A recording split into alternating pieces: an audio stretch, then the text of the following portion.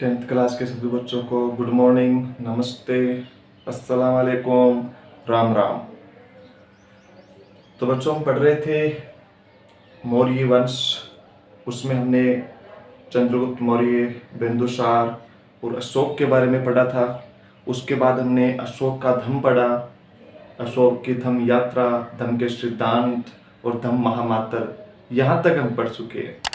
आज हम बात करेंगे मौर्य कालीन नगरीय प्रशासन। आज का ये जो हमारा छोटा सा टॉपिक है वो है मौर्य कालीन नगरीय प्रशासन।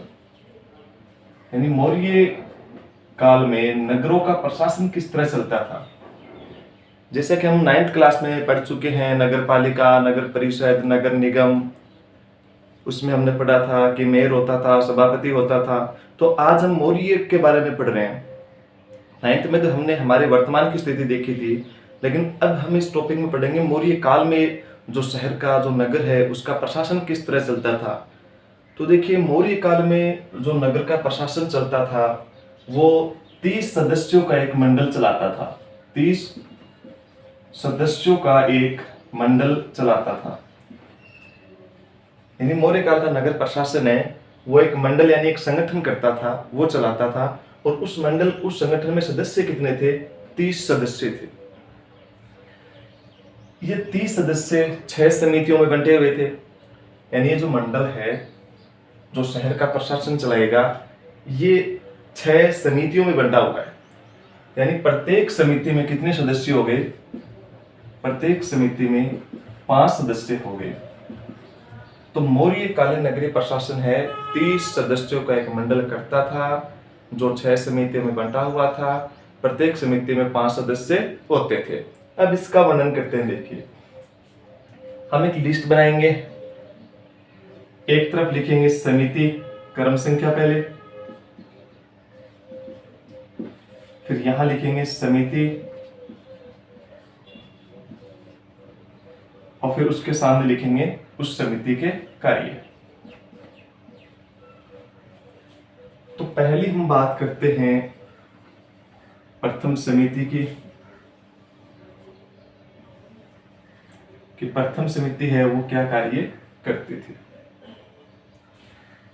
तो देखिए, पहली जो समिति है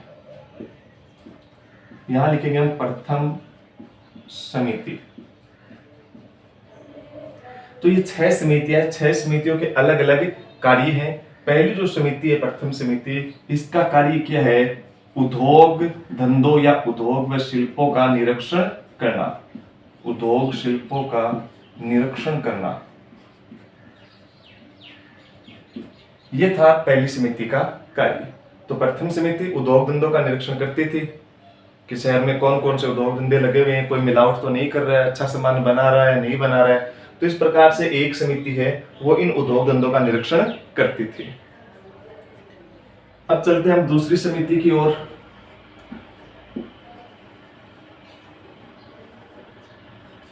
दूसरी समिति, यहां हम लिखेंगे दूसरी समिति या द्वितीय समिति। दूसरी समिति जो है वो काम क्या करेगी? दूसरी समिति करेगी कार्य यहां व्यापार वाणिज्य देखना या व्यापार वाणिज्य का निरीक्षण करना।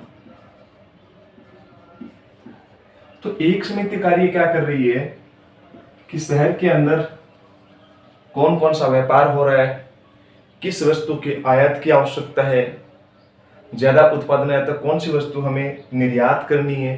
तो एक समिति और प्रत्येक समिति में सदस्य कितने? 5। तो ये जो दूसरी समिति है क्या करेगी? व्यापार वाणिज्य की देखरेख करेगी कि क्या हमें आयात करना है, क्या हमें निर्यात करना है। तो ये दूसरी समिति पूरा काम अपना व्यापार वाणिज्य में लगाएगी। अब बात करते हैं तीसरी समिति की। यहां हम लिख देंगे तीसरी समिति।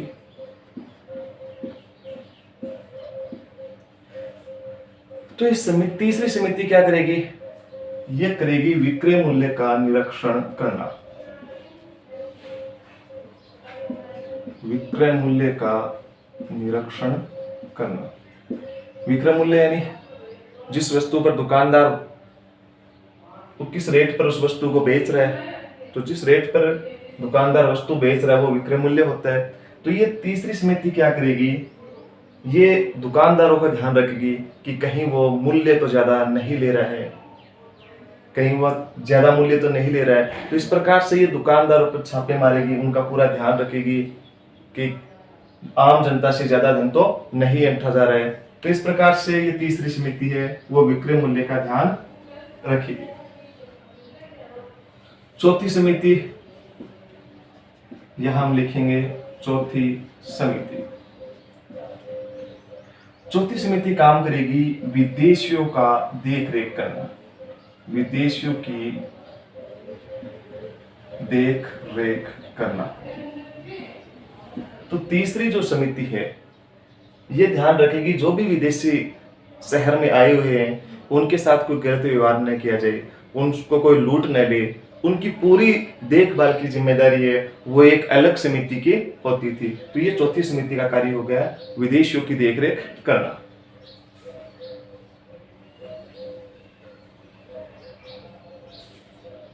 पांचवी समिति,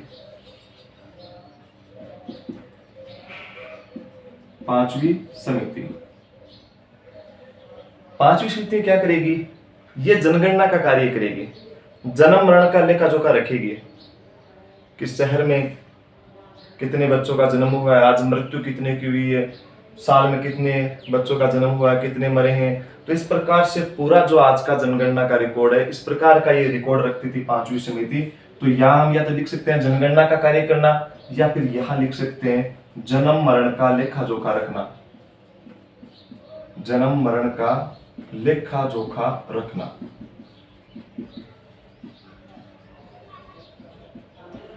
तो इस प्रकार से ये पांचवी समिति का कार्य हो गया। और अब लास्ट, पहले बात कर चुके हैं 30 सदस्यों का एक मंडल करता था, इसे 6 समितियों में बांटा गया था, प्रत्येक समिति में 5 सदस्य होते थे। अब ये लास्ट समिति ये क्या करेगी, तो छठी समिति, इसका कार्य क्या है, इसका कार्य देखिए विक्रय मूल्य का 1/10वां हिस्सा बिक्री कर के रूप में वसूलना।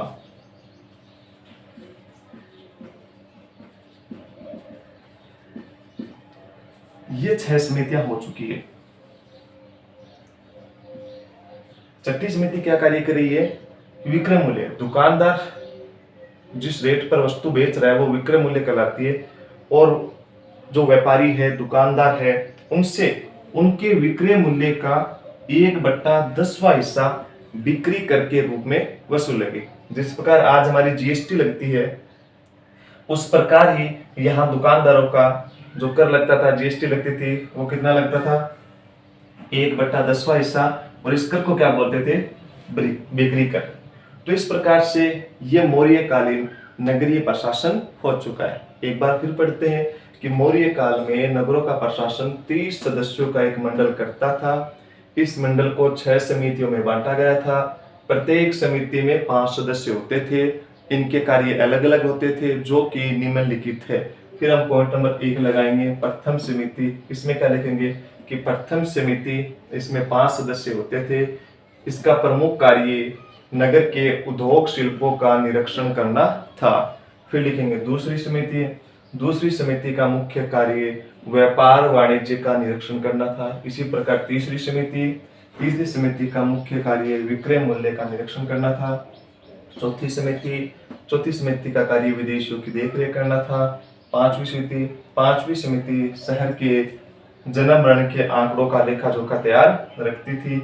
और छठी समिति दुकानदारों से उनके विक्रय मूल्य का 1/10वां हिस्सा बिक्री कर के रूप में वसूलती थी। तो इस प्रकार से यह हो गया मौर्यकालीन नगरीय प्रशासन।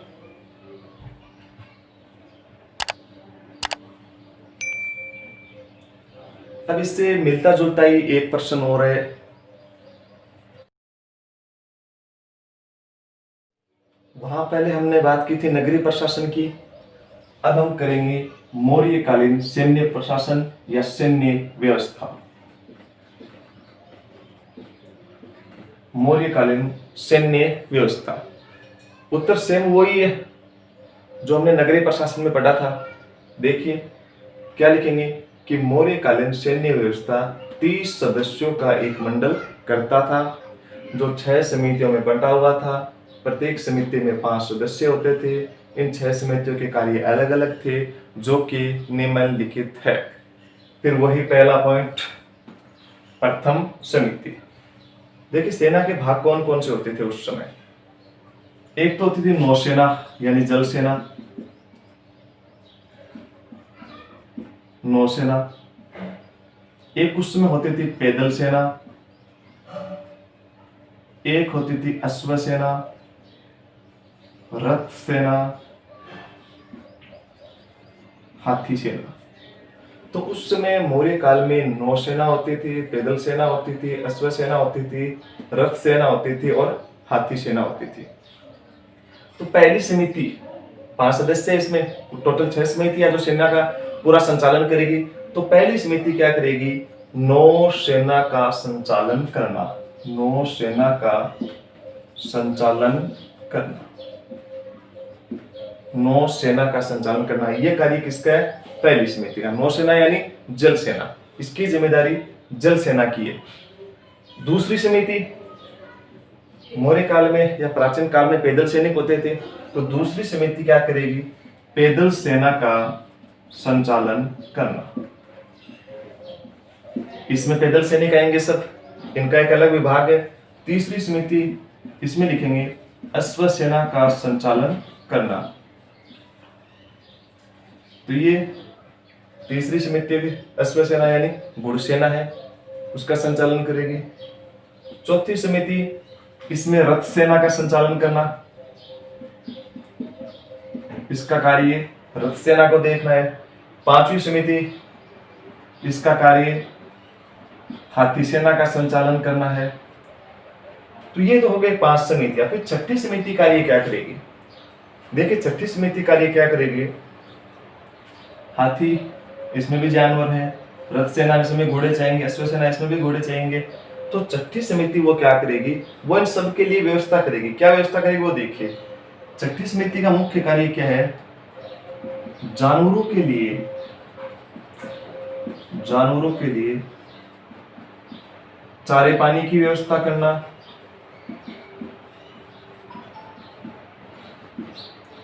और सैनिकों के लिए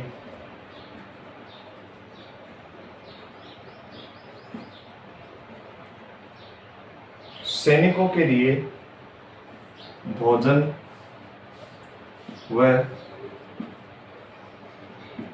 हथियारों की व्यवस्था करना। तो ये जो छठी समिति है वो इनके लिए चारे की व्यवस्था करेगी, घोड़ों और हाथी के लिए, और जो सैनिक है उनके लिए भोजन और हथियारों की व्यवस्था करेगी। तो इस प्रकार से ये हो गया मौर्यकालीन सैन्य व्यवस्था। इसके नोट्स है वो आपके व्हाट्सएप ग्रुप पर आपको भेज दिए गए हैं। तो आप इस प्रकार के एक लिस्ट बना लीजिएगा, आप शॉर्ट में इसको समझ सकते हो। फिर प्रश्न वो तो था मौर्यकालीन नगरीय प्रशासन, और ये प्रश्न 4 नंबर में पूछ सकते हैं मौर्यकालीन सैन्य व्यवस्था को स्पष्ट कीजिए। तो ये हो गए मौर्यकालीन सैन्य व्यवस्था। धन्यवाद। जय हिंद, जय भारत।